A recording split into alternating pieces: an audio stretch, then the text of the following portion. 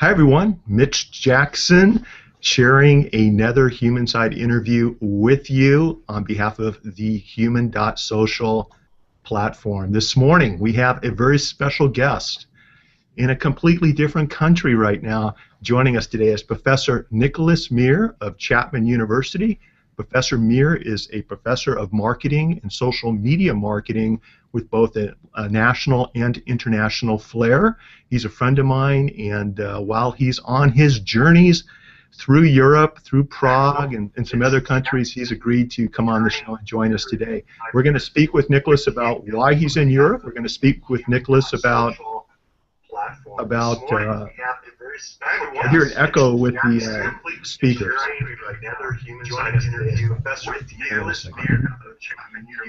Can you mute your microphone, Niklas? There you go. Yeah. There we go.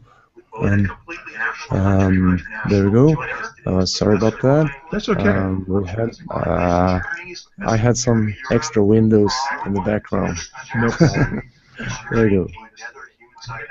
And while Niklas is doing that, we're going to talk with him about why he's on this trip on behalf of Chapman University. Very good. We're then going to roll over to, if we were sitting in his classroom today in 2015 and talking to Niklas about starting a business, about using social, using the internet, what advice would he give us today in 2015 to help us become successful? And he's helped a lot of his students in the past build successful internet social media companies. So this should be a great Google Hangout on air. Niklas, thanks for being with us today. My pleasure, Mitch, and thank you for the invitation. I think it's a great opportunity to kick off the new year, and as I'm traveling in Europe and giving an intensive version of my internet and social media class in Prague, I'm reflecting upon the whole spring semester as well, when I would love to have you back, for example. And you represent one of the things I will emphasize even more, which is not forgetting the social element, the human side, as we embark on being active on more platforms, more media types, video, audio, text, and still retain that personal connection.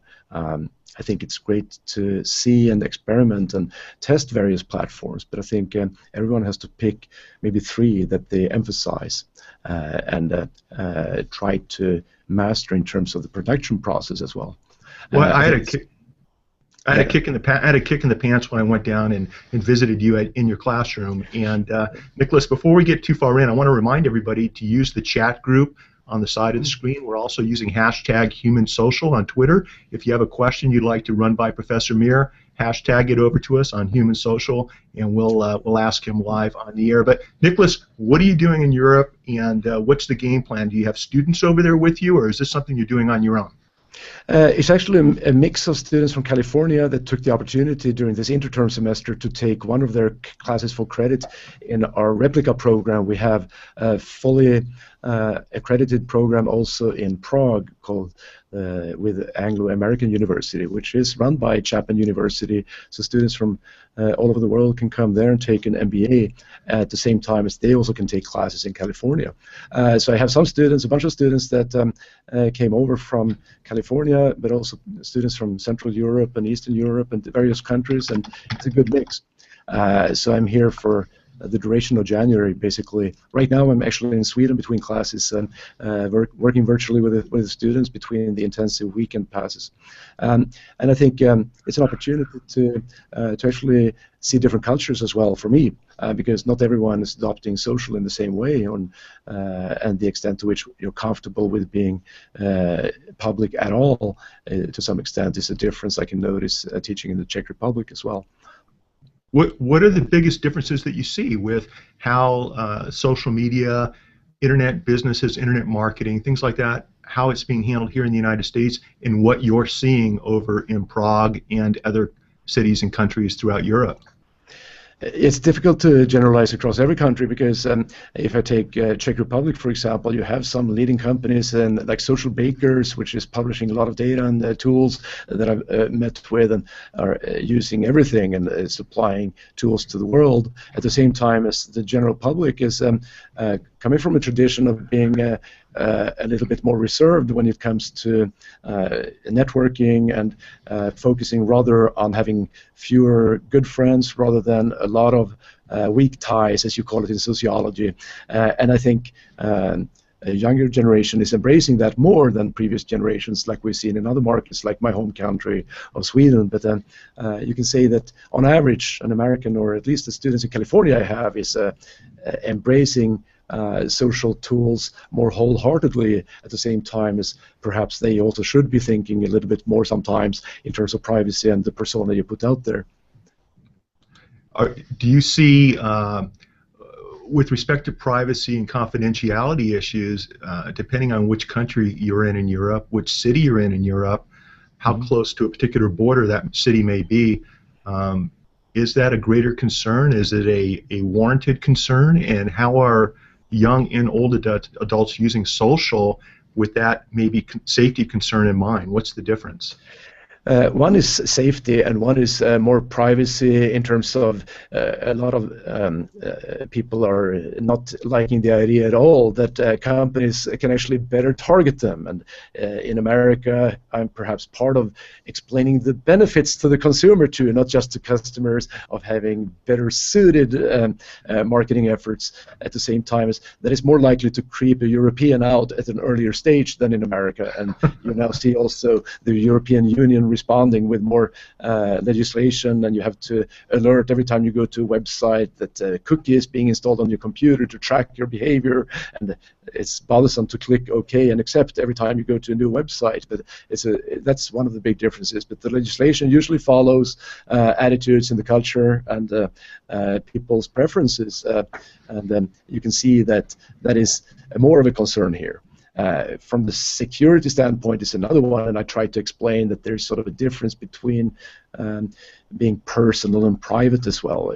Just because you have a more human connection with people doesn't mean that you have to share confidential details of your life and the family, etc. And making that distinction is also a discussion that is worth having, and talk about how you can connect with people in an authentic manner, not speak like a brochure, and basically be more human.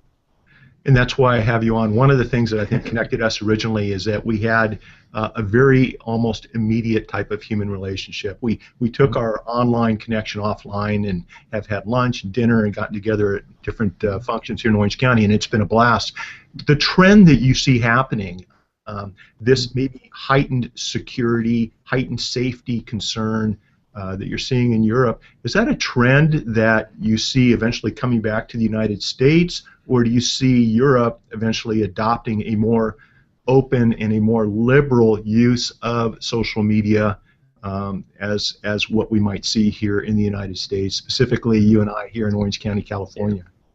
I don't know if I'm on the right history of this one. I believe that, I would like to believe that more of regular people are connecting online, because I believe the world has the potential to be a better place if you don't leave the internet only to the bad guys, and you have more people that can speak up when discussions and conversations go astray. At the same time, as some people like Mark Cuban, very influential guy, is talking about his super secure messaging application where it's going to be basically a Snapchat for adults, where everything is going to be destroyed immediately. You can't do screenshots, and he prefers face-to-face interactions for important matters, and there will always be that side. But like you mentioned, we have connected offline as well, and I don't see that being connected online has to come at the expense of offline interactions. I always emphasize that face-to-face is great. It's the greatest if you can afford the time and the energy, and location is convenient. And I've noticed myself that I connect much more with people offline thanks to the ability to reach out to people when I'm traveling and easily facilitated. You know, it's interesting. We're always going to have Big Brother looking over our shoulders, watching and interpreting everything that's happening online, everything we do. And I think maybe the difference is, and maybe I'm naive, but having Big Brother do that here in the United States, we have constitutional rights, we have consequences, ramifications, you can be held accountable. Maybe in some countries that you're visiting or you visited in the past, that same level of protection's not there, and maybe that's the reason people are a little bit more cautious about what they put online and how they use social media. Mhm. No, certainly, and I've been teaching in Taiwan some executive seminars, and I saw a lot of people were excited about experimenting. It just was the group I had; they had not played around a lot, and I encouraged them to get comfortable with various platforms to make an educated choice in terms of what they would be comfortable with using in a production phase or in a regular daily basis. And I always try to stress that you have to sort of entertain or sustain that ability to experiment and learn continuously, because some of my students will become dinosaurs before me if they stop learning when they graduate as 21-year-olds. And I know your daughter is not going to stop learning. She's a curious person, AJ, but some students seem to believe that now I have a diploma, now I'm going to get a job based on this diploma. And I stress that we need to stay in touch after you graduate as well, or you learn somewhere else, and just keep at it. It's a never-ending process, and even this old dinosaur right here, I love learning something new every day. And frankly, I think for the older professionals out there, the older business owners, you got to embrace social. You have to embrace this new dynamic, these new platforms, if you want to survive. And frankly, it's kind of fun too. It's a great way to connect and meet people in a very cost-effective fashion. Real quick, I want to switch directions on you a little bit because I've only got you for so much time, and I appreciate you putting time aside from your travels. What seems to be the favorite social media platform of choice in Prague, in Sweden? I know you've been in both in Stockholm. You've been in both cities. And after you answer that question, Professor Mir, can you share with us what in the heck got you interested in marketing, being brought up by your parents? What got you interested in marketing and social media, and eventually becoming a professor and teaching here in the United States? Mm-hmm. Well, if I start with the platforms in Sweden, you can say that it's a rather safe bet that you can start a Facebook group and assume that most professionally active people are actually on Facebook. LinkedIn for professionals is popular, but you cannot necessarily take it for granted. In Czech Republic, I noticed that most of my students that are MBA students, they seem to see the immediate value of LinkedIn as a professional network and a little bit more cautious attitude towards joining more socially oriented networks such as Facebook, and almost distancing themselves from something like Twitter being too much information. And I try to show them some ways to filter information, to not get the information overload, and use it as a way to find new connections and passions and interests. When you say, let me interrupt you, when you say too much information, are you talking about it's too fast and there's too much information to digest, or it allows them to put too much personal information out on the internet? No, I think purely from a learning and reading perspective, first, people get turned off from Twitter. I've seen that in America too, that just seeing this live stream like a ticker symbol on Wall Street is just too overwhelming and too confusing for people, so they dismiss it without even playing around half an hour with it. So I try to take them through that, and I probably could do more of that when I actually show them how I have some lists or some search tools or hashtags that I follow that follow my interests and people that I trust as sources. So I think cutting through that clutter, then you can see the potential. I think Facebook is a great tool for connecting with old friends and current friends, and but Twitter is great for looking into the future. What do you want to be really strong in it tomorrow to learn, who you're going to learn from, and see what they're up to. And I think it's more future-looking than Facebook right now. Okay, so you're 5 years old, and you're looking into the future. You're wondering, what do you want to be when you grow up? Answer that question for all of us. Exactly. I brought my students to northern Sweden this summer and said we can look into the future, because in my dad's hometown you can look across the river. Finland is an hour ahead. But so I love that. That's great. Morning. Yeah.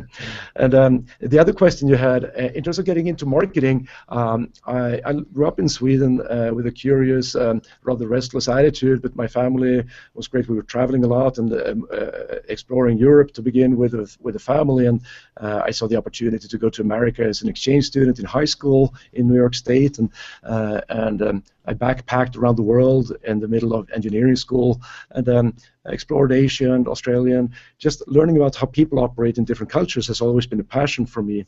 But then in engineering school, I focused on industrial engineering and management, and primarily in a B2B context, with when business to business with other businesses. And I noticed how social that is. And the first job I got out of engineering school was actually for Swedish Executive Institute of Management, or whatever they called themselves at the time, where you actually my job was to travel around the world for 2 years and interview executives at subsidiaries of Scandinavian multinationals and ask them about their biggest headaches. And what time frame are we looking at when you did these travels?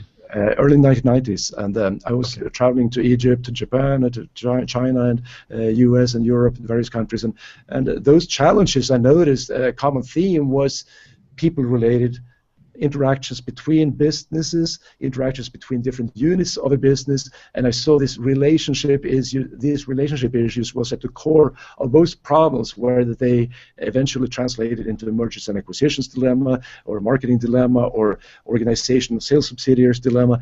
It was all about what is the value for me and for you, and how can you build those relationships and networks over time.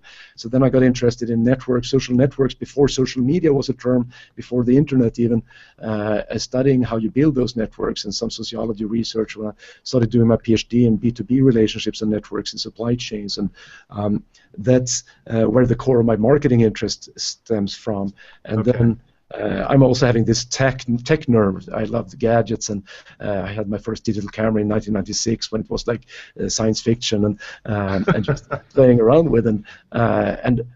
So I have been an early adopter for a lot of technologies online, with the exception of Facebook. When that came around and I was teaching marketing, I thought it was sort of the students' sphere. I didn't want to interfere, so I held out for a couple of years, even when it became open to non-students. But now I enjoyed and see the power in that. Since it's just another way to connect, right? Absolutely. So actually, the funny thing with internet marketing, when I came to Tulane University, my first college professor job, I was asked, do you want to teach an elective for MBAs? You can name it whatever you want. Well, I do business-to-business marketing, I said. Okay, but we need another business elective in international business, so we put the word global in front of it. Do you mind? Not at all. So then it became global B2B marketing. And then the first .com hysteria came around, and everyone was talking about B2B marketing having a lot of value in internet stocks. So then everyone thought I was teaching an international marketing class and an internet class, because the word B2B was there. So then I started teaching internet because I was curious about the implications myself of these networks and relationships. And ever since, for 15 years now, I've been teaching some form of internet/social media marketing class. And it's been a lot of fun, but it's almost exhausting to stay up to date, of course. But I always tell my students, I learned more than you this semester, but let's have fun. It's a learning lab. I'm never saying that I'm sort of the perfect example of implementing all of these tools, but I try to follow my current students and my former students and executives and people such as yourself, and live vicariously through people doing business in the real world.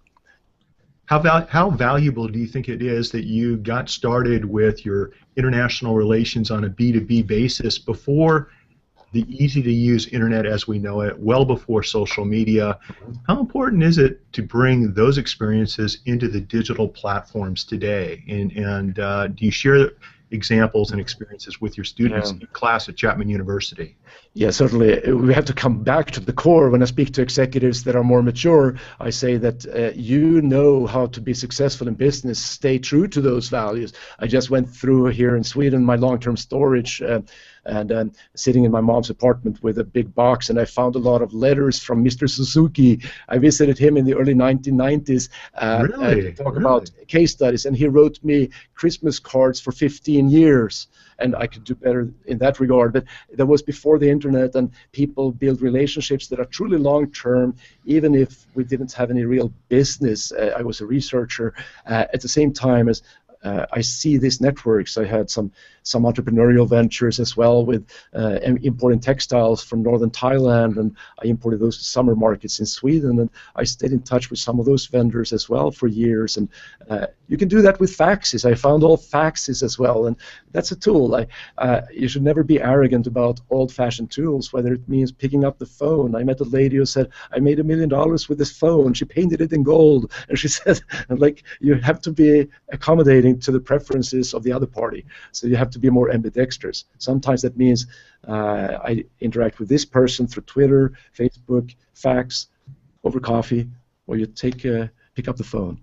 Or maybe a glass of wine before a linked OC event, right? Exactly. I segment you in the wine and face-to-face category sometimes, right? And I'm glad that you do, and I really appreciate it. The human relationship, the connections, soft people skills that you learned about, taught, and experienced back before social media.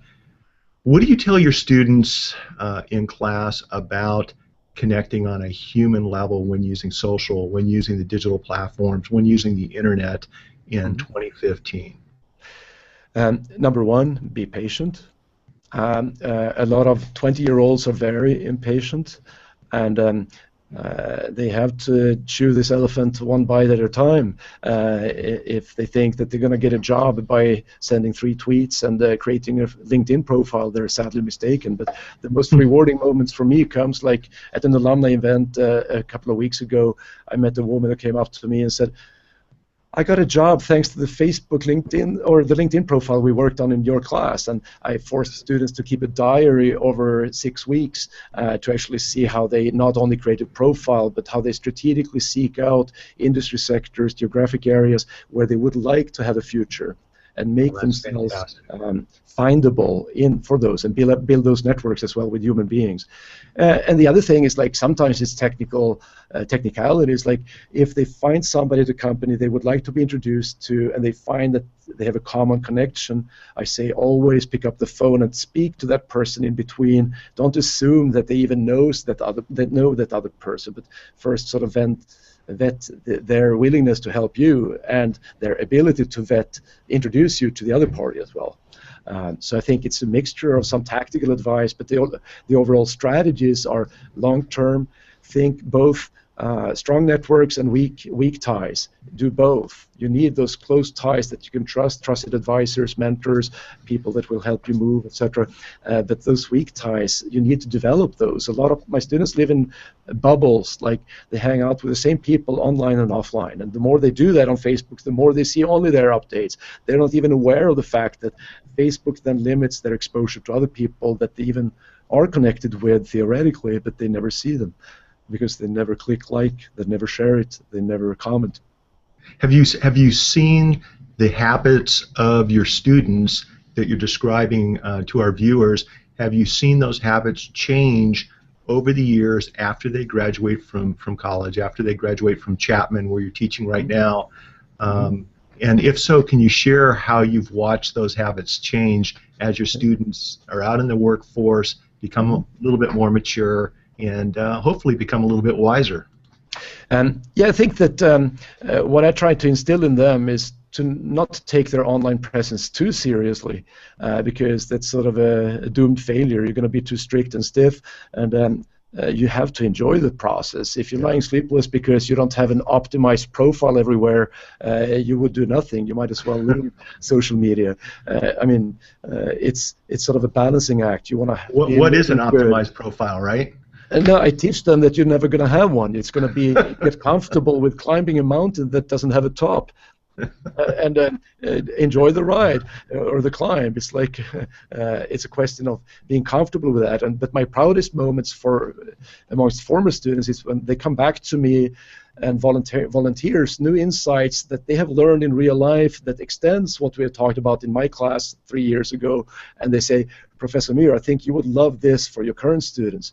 And that sort of tells me that A, they kept learning, they kept experimenting, and we have built a relationship and a bond that actually makes them think about me even 3 years later, and then reconnect. And I have them as speakers, and I go and visit them. If I go to a town, if I go to New York, I try to see former students living in New York, or search on LinkedIn, and I try to stay in touch. So if any former students hears this, reconnect. I would love to see you. Well, first of all, I know for a fact you're going to have former students watching this show, and And I encourage them, if they have any questions or any needs, to connect with me too. I mean, it's all about helping other people. It's all about reaching out and using some of the tools that we've developed over the years, some of the lessons we've learned from our mistakes, and hopefully helping someone else avoid making those same mistakes in whatever business or effort we're involved with, on or offline. Let's talk about those students for a second, Professor Mir. I'm sitting in your class. It's 2015. I'm thinking about starting a business. It may involve international sales, and I'm wondering, what am I going to hear from you with respect to how should I design my business plan to accommodate digital platforms, social media, and what are some things you think are going to come into play in the upcoming years? For example, mobile wearable tech, human people skills, things like that. What will I hear you share in your classrooms in 2015? I know that in first week of last year, it was a tweet that came out that said that 2014 will be the year of the mobile, just like 2013, 2012, 2011, 2010. But I think 2015 will really be the year of the mobile. You heard it here, folks. It's like, I agree with you.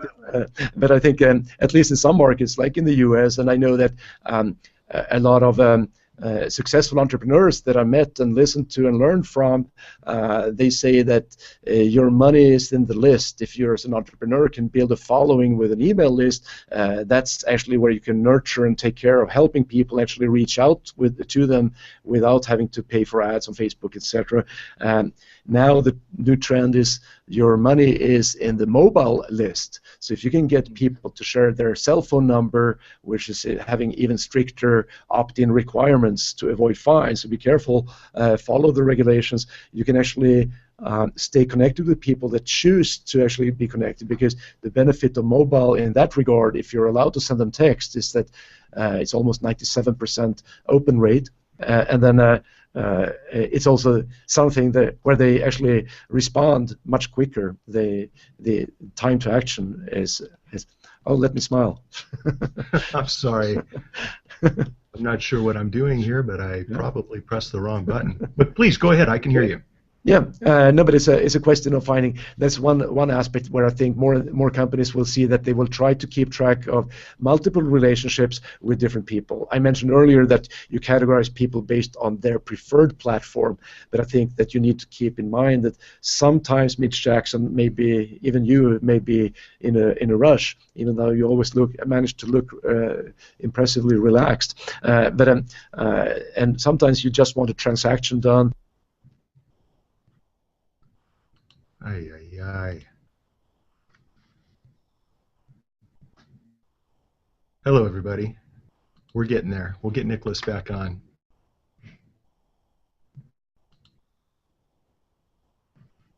There he is.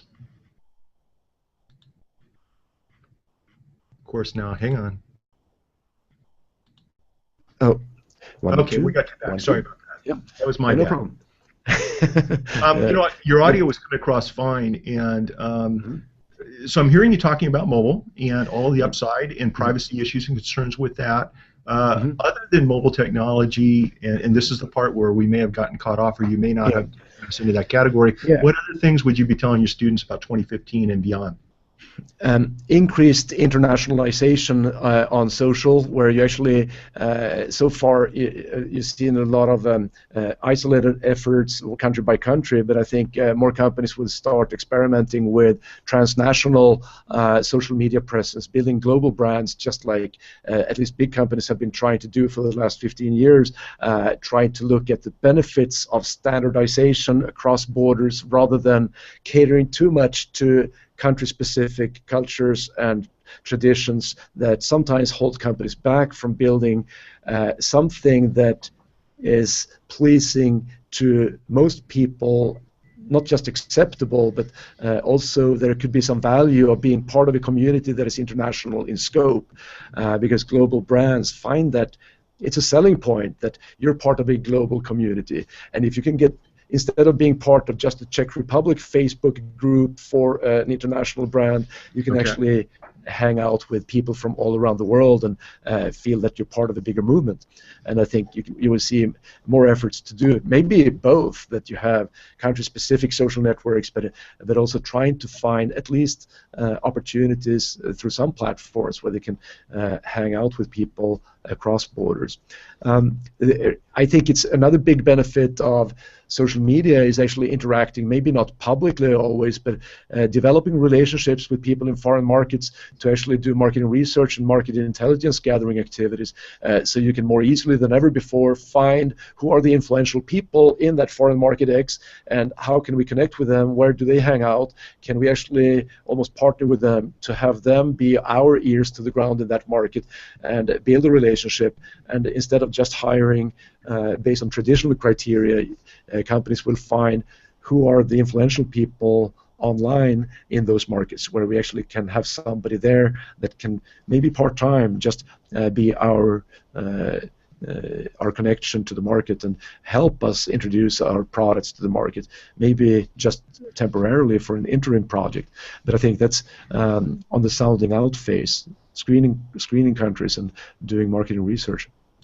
I love it. It's all about building relationships, but teaching your students to think beyond the borders, beyond boundaries, to think globally, and to use digital technology, databases, database mining, perhaps social media, people mining, where you're going into the platforms and you're developing relationships in different industries, in different countries, to help further a win-win business relationship. I mean, I think that's fascinating. Now, will that necessarily create a new legal market? As the lawyer, this is jumping out at me. I'm hearing international law, I'm hearing tax issues, I'm hearing all types of potential international business issues arising or expanding because of doing business internationally on social and digital. What are your thoughts on any of that? Yeah, it's going to be an overwhelming demand. I mean, you need more than one daughter going into law school and then to supply because there's numerous complications, number of networks and legislations in regions and countries, and also where is even the transaction happening? If I'm buying from you and we're sitting as neighbors, but our server is housed in China or in Europe, is what legislation should rule this transaction? Is the buyer, seller, or is it the server? And some of those things are being sorted out, but it's like you have numerous complications when you have multiple parties involved, because increasingly you see that small companies don't want to be big. They want to partner up with numerous constellations of companies and networks that they do one sliver, but they represent the customer-facing operation. But then they have to settle the legal implications on the supply chain side. How can I be comfortable that my value suppliers from numerous countries are doing what they're supposed to do to fulfill my customer needs or my customers' requirements? So congratulations on choosing an exciting field.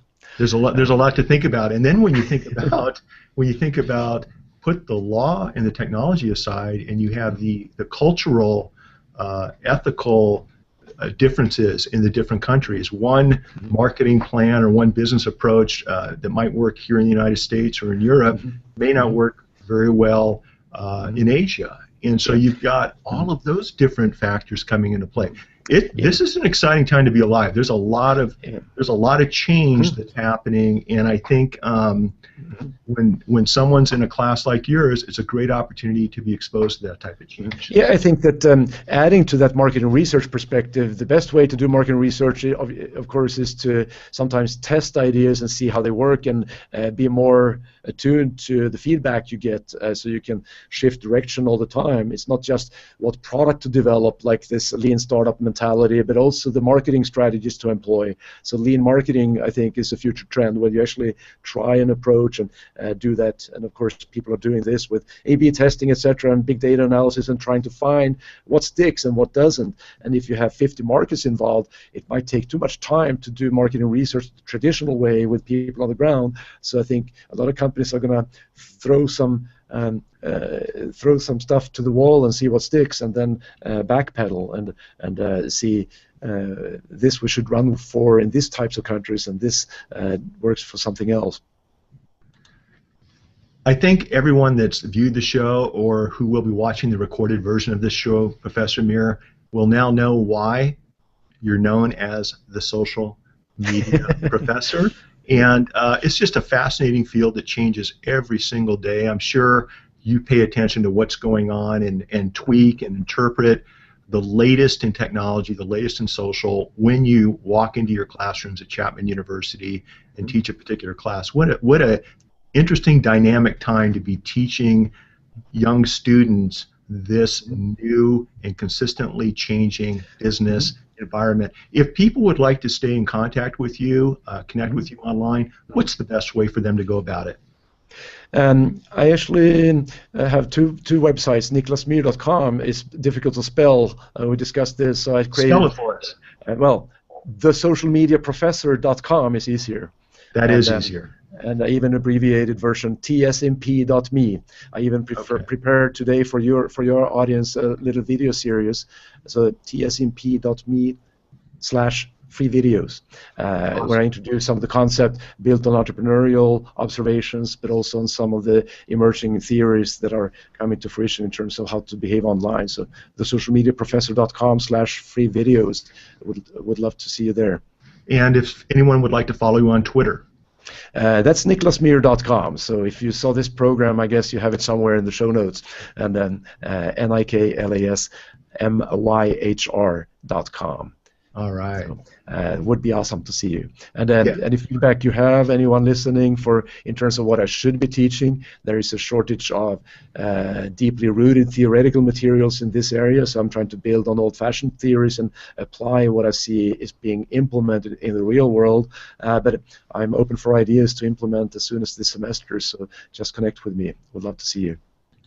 You are awesome. Thanks for being on the Human Side Interview Show. I really appreciate it. This has been fun. It's really been a pleasure to get to know you over the past couple of years. I love what you're doing at Chapman University, and I strongly encourage our viewers to connect with you both at your website and blog and on Twitter and the other social media platforms. You have great content out there.